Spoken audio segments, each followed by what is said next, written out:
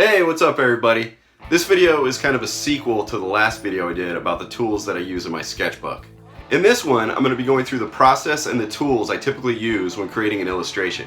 Now, I'm not really going to be diving into anything too technical or the techniques that I use too much. That's all stuff for other videos. I'm just going to be showing you the steps I take and the things I use along the way. First off, I use an iMac stacked on an old pile of books to bring it to eye level. And below that, I've got a Winsor MSP19U tablet monitor. It's a much cheaper Cintiq alternative. And I mostly use it for digital drawing and coloring and sometimes a little digital painting. And I use the old standbys, Adobe, Photoshop, and Illustrator to do that. I've also got this smudge guard glove that's seen better days. Kind of looks like a glove someone might wear in an 80s hair metal or butt rock band. But it helps my hand move easily across the glass of the Winsor, especially on a hot, sticky summer day. Looks like this dude that I'm drawing is pretty surprised about how far glove technology has come. Today I'll be working on an illustration of my comic character, Monkey Mod. It's an illustration to accompany an introduction that I've written for a comic anthology called Life in Space. And there's the cover I also did for it over there.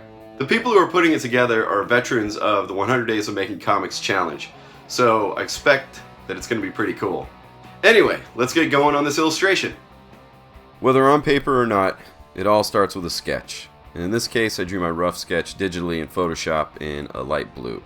When I'm happy with the sketch, I'll take it over into Illustrator if there are any circles or ellipses. And then I'll make them there. Some of them I'll be using as guides as I tighten up the drawing, and some I'll retain into my final, as you're going to see. After that, I go back into Photoshop and I paste any of the circles or ellipses that I've made in Illustrator before starting to tighten up the rough sketch. A quick note here, the colors I'm sketching in are irrelevant. As I've talked about in my last video, the Sketchbook Tools video, I've just gotten used to sketching in blue and red, with my finishes in black. But what's really important here for me is that the initial first sketch is a lighter value. It really doesn't matter what color I'm using, just as long as the tighter lines are a darker value on top of that first sketch. But I still like to use different colors because it just helps me see everything clearly and keep track of it easier too. I should probably also note that when I think a portion of the drawing is good enough to go to the inking stage, I change it to black. Again, just so it's easier for me to keep my scatterbrain organized. When my sketch is ready to go on to final inks, which I do outside of the computer, I've had a lot of people ask me why don't I just do digital inks, and the simple answer to that is I don't want to. I enjoy inking traditionally. I like the look of it, I like the act of it, so that's what I do. But anyway, I make sure that all the parts of the drawing that are going to be inked are changed to a non-photo blue, which is usually around 30% cyan. And then all the circles and ellipses that I have, that I've created in Illustrator, they're going to stay black, because I'm considering those to be inked already. I'll be printing out what I have so far on Bristol board, because it's a thicker paper that can handle the ink I'm going to put on top of it. And for the kind of illustration I'm doing today, same kind I use for doing my comic book work, I like to have a nice smooth finish, so that the lines are crisp and the ink lays down like melted butter. Delicious. My printer is an Epson Stylus Photo R1900. It's a larger printer and it can print up to 13 by 19 inches and works really well with thicker artist papers like Bristol. The drawback with this thing is that the printer heads clog pretty easily if you don't use all the colors all the time, and the ink cartridges are expensive. Alright, now that this is printed and ready for me to ink, you'll be able to see what I was talking about earlier. The circles and ellipses are in black, so I don't have to ink those. And the non-photo blue is where I'll be laying down my inks traditionally, with my hands. The reason why I left the circles and ellipses black, essentially pre-inked, digitally inked, is for a couple reasons.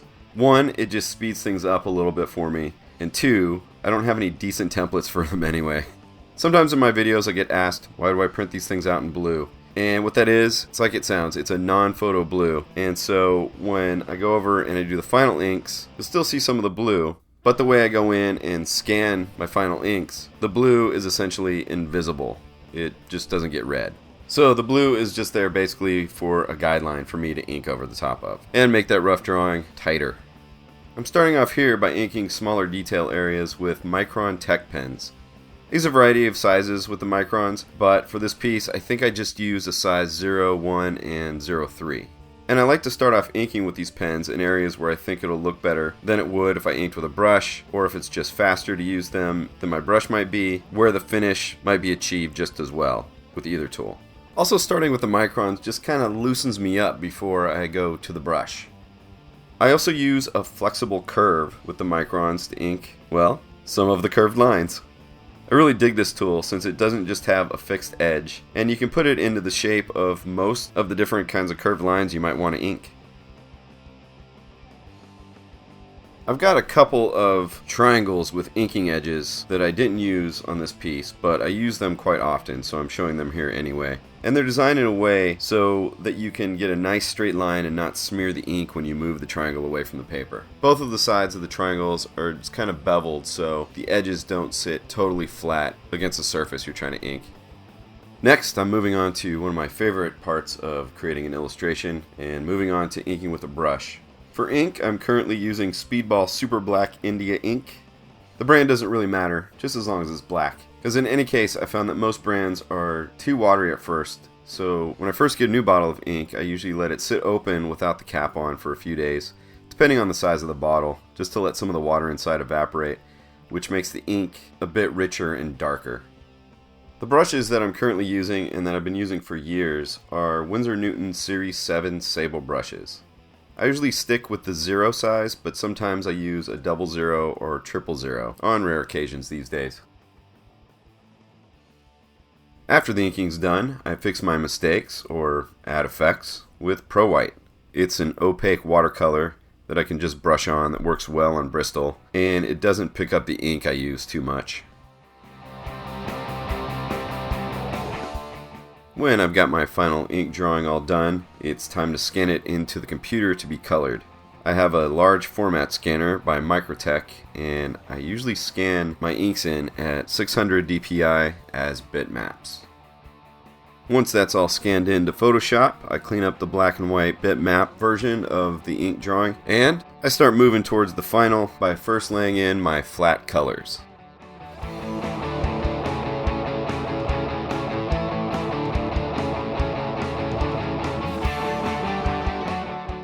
Then I do color holds on the black line work that isn't going to be black when the piece is done. I often use a color that's easy to see and one that I'm not going to be using in the end. This is just a little bit of prep work and you'll really be able to see how this step applies when this piece is completely finished. Next, it's on to rendering and getting a lot closer to finishing this piece up. For this one, I'm mostly just cell shading, kind of like an animation, just because of the style of the drawing.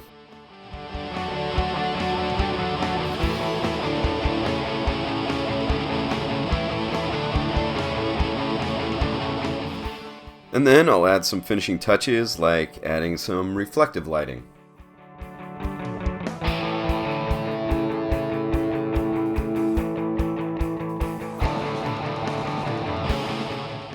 And then I'll complete the last details, the cherry on the top, like the space helmet in this case.